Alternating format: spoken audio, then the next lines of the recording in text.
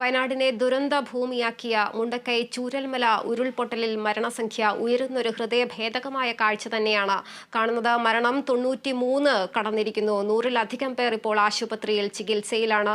മരിച്ചവരിൽ പലരെയും തിരിച്ചറിഞ്ഞിട്ടില്ല. ഇതിൽ 18 പേരുടെ മൃതദേഹങ്ങൾ നടപടികളൊക്കെ പൂർത്തിയാക്കി ബന്ധുക്കൾക്ക് വിട്ടു നൽകിയെന്ന് മുഖ്യമന്ത്രി വാർത്താ സമ്മേളനത്തിൽ അറിയിച്ചിട്ടുണ്ട്. നിരവധി പേരെ കാണാതായിട്ടുണ്ട്. നിലവിൽ 200 അംഗ സൈനിക സംഘവും 7 വല നാവികസേന സംഘവും സ്ഥലത്തുണ്ട്. രക്ഷാപ്രവർത്തനം പുരോഗമിക്കുകയാണ്. ഏകോപിപ്പിച്ചിട്ടുള്ള രക്ഷാപ്രവർത്തനമാണ് നടക്കുന്നത്. 5 മന്ത്രിമാർ നിലവിൽ ദുരന്ത ഭൂമിയിൽ ഉണ്ട്. ചൂരൽമല മുണ്ടക്കൈയെ ബന്ധിപ്പിക്കുന്ന പാലം ഒലിച്ചുപോയ സാഹചര്യത്തിൽ 330 അടി ഉയരത്തിൽ താൽക്കാലിക പാലം നിർമ്മിക്കാനാണ് ശ്രമം. മേഘ്ന മുരളിയുണ്ട് വിവരങ്ങളുമായി. മേഘ്ന, നിലവിൽ അവിടുത്തെ രക്ഷാപ്രവർത്തനം ഏത് രീതിയിലാണ് പുരോഗമിക്കുന്നത്? തുളസി, പുലർച്ചെ 1:30 ആദ്യം ഈ മേഖലയിൽ മുണ്ടക്കൈ ചൂരൽപ്പാറ മേഖലകളിൽ ഈ ഒരു ദുരന്തമുണ്ടാകുന്നത്. അതിനുശേഷം ഈ മണിക്കൂറുകൾ പിന്നിടുമ്പോഴും ഇവിടുത്തെ രക്ഷാപ്രവർത്തനം എന്ന് പറയുന്നത് ദുഷ്കരമായി തന്നെ തുടരുകയാണ്. നേരത്തെ ഈ രക്ഷാപ്രവർത്തനം കേന്ദ്രീകരിച്ചിട്ടുണ്ടായിരുന്നത് ചൂരൽപ്പാറ മേഖലയിലാണ്. അതിനുശേഷം ഈ മുണ്ടക്കൈ എന്ന് പറയുന്നത് അവിടെ നിന്ന് 4 കിലോമീറ്റർ അകലെയുള്ള മേഖലയാണ് ഈ മുണ്ടക്കൈ എന്ന് പറയുന്ന പ്രദേശം. അത് തോട്ടം മേഖലയാണ്. നിരവധി റിസോർട്ടുകളടക്കമുള്ള ഒരു ചെറിയ പ്രദേശം. ആ പ്രദേശം ഒന്നാകെ, അതായത് ഇവിടെ ഒരു ടൗൺ ഉണ്ടായിരുന്നു എന്ന് പറയത്തക്കവണ്ണം അത്രയേറെ അവിടുത്തെ ആ പ്രദേശം ഒന്നാകെ ഈ ഉരുൾപൊട്ടലിൽ പോയിട്ടുണ്ട്. അവിടെയാണ് ഇപ്പോൾ രക്ഷാപ്രവർത്തനം. നേരത്തെ ചുരൽപ്പാറയിലായിരുന്നു രക്ഷാപ്രവർത്തനം ഉണ്ടായിരുന്നത്. അതിനുശേഷം സൈന്യം വന്ന് ഒരു താൽക്കാലിക ഒരു പാലം നിർമ്മിച്ചുകൊണ്ട് മുണ്ടക്കൈയിലേക്ക് എത്തുകയായിരുന്നു. അവിടെയാണ് ഇപ്പോൾ രക്ഷാപ്രവർത്തനം ഏകോപിപ്പിക്കുന്നത്. അവിടെ നിന്നാണ് കൂടുതൽ പേരെ ഈ ഒരു ചൂരൽപ്പാറയിലേക്ക് മാറ്റി അവിടെ താൽക്കാലികമായി സജ്ജീകരിച്ചിരിക്കുന്ന 2 ആശുപത്രികളിലേക്ക് ഇവിടെ അകപ്പെട്ടിരിക്കുന്നവരെ, കുടുങ്ങിക്കിടക്കുന്നവരെ മാറ്റുന്നത്. അതിൽ ഇപ്പോൾ നേരിടുന്ന ഒരു വെല്ലുവിളി എന്ന് പറയുന്നത് അവിടെ മഴ പെയ്യുന്നുണ്ട്. അതായത് ശക്തമായ രീതിയിൽ ഇടവിട്ട് മഴ പെയ്യുകയാണ്. കൂടാതെ കടുത്ത മൂടൽ മഞ്ഞും ആ പ്രദേശത്തുണ്ട്. ഇത് രക്ഷാപ്രവർത്തകർക്ക്, ഈ സൈനികർക്ക് വലിയ വെല്ലുവിളിയാകുന്നുണ്ട്. ഇപ്പോൾ NDRF-ഉം നേവിയും കരസേനയും അടക്കമുള്ളവരാണ് ഇപ്പോൾ ഈ രക്ഷാപ്രവർത്തനം ഏകോപിപ്പിക്കുന്നത്. അതിനുശേഷം ഇപ്പോൾ തിരുവനന്തപുരത്ത് നിന്നും ആർമി ക്യാമ്പുകളിൽ നിന്ന് 130-ലധികം സൈനികർ ഈ മേഖലയിലേക്ക് എത്തുന്നുണ്ട്. അവർ കോഴിക്കോടായിരിക്കും വിമാനമാർഗം എത്തുന്നുണ്ടാവുക. അതിനുശേഷം വയനാട്ടിലേക്ക് എത്തും. അങ്ങനെ രാത്രിയാകുന്നതിന് മുമ്പ് തന്നെ, അതായത് ഇപ്പോൾ തന്നെ സമയം 5:30 കഴിയുകയാണ്. അതുകൊണ്ട് രാത്രിയാകുന്നതിന് മുന്നേ, അതായത് ഇരുട്ടുന്നതിന് മുന്നേ തന്നെ എത്രയും പെട്ടെന്ന് ഈ രക്ഷാപ്രവർത്തനം പൂർത്തിയാക്കാനുള്ള ഒരു നടപടിക്രമങ്ങൾ അല്ലെങ്കിൽ അത്തരത്തിൽ ദ്രുതഗതിയിലുള്ള നീക്കങ്ങളാണ്, രക്ഷാപ്രവർത്തനമാണ് നടന്നുകൊണ്ടിരിക്കുന്നത്. ഇപ്പോൾ തന്നെ സൈന്യം അവിടെ നിന്ന് 100-ലധികം ആൾക്കാരെ ഈ മുണ്ടക്കൈ ഭാഗത്ത് നിന്ന് കുടുങ്ങിക്കിടക്കുന്ന, മുഖ്യമന്ത്രി തന്നെ സൂചിപ്പിക്കുകയുണ്ടായി, ഇത്തരത്തിലുള്ള പ്രതികൂല കാലാവസ്ഥയും, അതായത് കനത്ത മൂടൽമഞ്ഞാണ് പ്രദേശത്തുള്ളത്, അതുപോലെ തന്നെ ഇടവിട്ട് മഴയും പെയ്യുന്നുണ്ട്. ഇത്തരത്തിലൊരു സാഹചര്യത്തിൽ രാത്രിയുള്ള രക്ഷാപ്രവർത്തനം ദുഷ്കരമായേക്കാം, അത് നടക്കാൻ സാധ്യതയില്ല എന്നൊരു സൂചന അദ്ദേഹം നൽകുന്നുണ്ട്.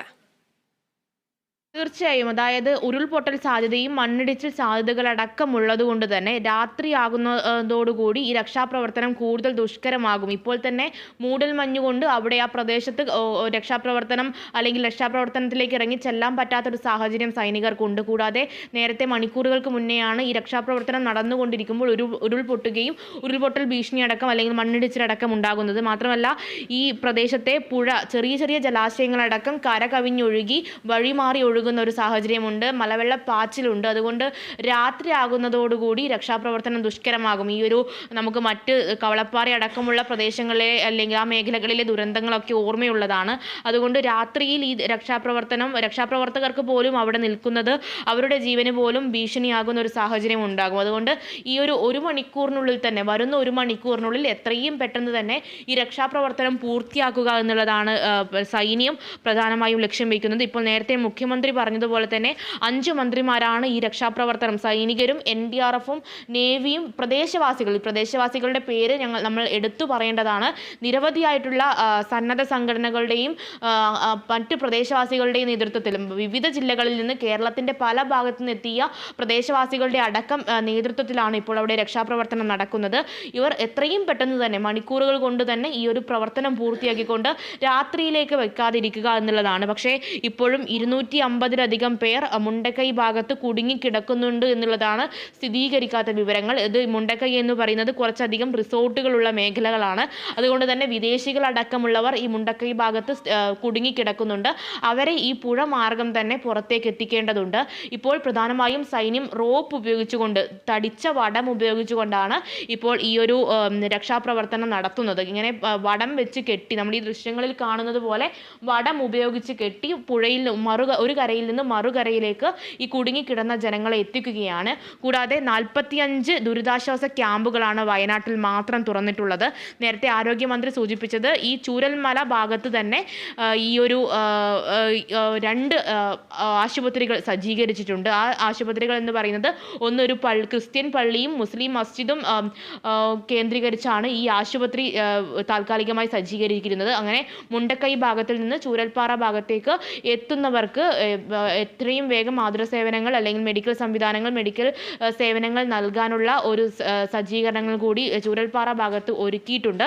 എന്തായാലും അടിയന്തരമായി എന്തെങ്കിലും തരത്തിൽ എവിടെയെങ്കിലും അകപ്പെട്ടവർ ഉണ്ടെങ്കിൽ ജില്ലാ ഭരണകൂടവുമായും നൽകിയിരിക്കുന്ന നമ്പർ, നമ്മൾ എഴുതി കാണിക്കുന്ന ആ നമ്പറിലേക്ക്, കൺട്രോൾ റൂം നമ്പറിലേക്ക് വിളിക്കാനുമുള്ള ഒരു അറിയിപ്പും കൂടി ജില്ലാ ഭരണകൂടത്തിൻ്റെയും മന്ത്രിമാരുടെയും ഭാഗത്തു നിന്ന് ഉണ്ടായിട്ടുണ്ട്. 45 ദുരിതാശ്വാസ ക്യാമ്പുകൾ തുറന്നിട്ടുണ്ട്. 3000-ലധികം ആൾക്കാരാണ് ഈ ദുരിതാശ്വാസ ക്യാമ്പുകളിലേക്ക് എത്തിപ്പെട്ടിട്ടുള്ളത്. അങ്ങനെ ഈ വയനാടിൻ്റെ പ്രധാനപ്പെട്ട മേഖലകളായിട്ടുള്ള ഈ മുണ്ടക്കൈ അടക്കമുള്ള പ്രദേശങ്ങൾ പൂർണ്ണമായും ഇല്ലാതാകുന്ന ഒരു സാഹചര്യം, അത് അവിടെ നിന്ന് റിപ്പോർട്ട് ചെയ്യുമ്പോൾ ഇവിടെ ഇപ്പോൾ 93 എന്നുള്ളൊരു കണക്കാണ്. 93 എന്നുള്ളതാണ് മരണസംഖ്യ മുഖ്യമന്ത്രി ഔദ്യോഗികമായി പ്രഖ്യാപിച്ചിട്ടുള്ളത്, ഔദ്യോഗികമായി പറയുന്നത്. ആ 93 എന്ന് പറയുന്ന കണക്ക് മുഴുവനായി ശരീരം ലഭിച്ചിട്ടുള്ള, ജീവനറ്റ ശരീരമായെങ്കിലും മുഴുവനായി ലഭിച്ചിട്ടുള്ള കണക്കാണ് പറയുന്നത്. മറ്റ് തലയും ശരീരവും ഒക്കെ വേർപെട്ടിട്ടുള്ള, പറയുന്നതിൽ അതീവ ദുഃഖമുണ്ടെങ്കിലും ഈ ശരീരം വേർപെട്ടിട്ടുള്ള ആൾക്കാരുടെ എണ്ണം ഈ ഒരു മരണസംഖ്യയിലേക്ക് ചേർത്തിട്ടില്ല. അതുകൂടി കൂടുമ്പോൾ വലിയൊരു സംഖ്യയിലേക്ക്, അല്ലെങ്കിൽ ഈ ഒരു ദുരന്തത്തിന്റെ വ്യാപ്തി അപ്പോൾ മാത്രമേ, ഏകദേശം മുഴുവനായ കണക്കെടുത്താൽ മാത്രമേ ഈ ദുരന്തത്തിന്റെ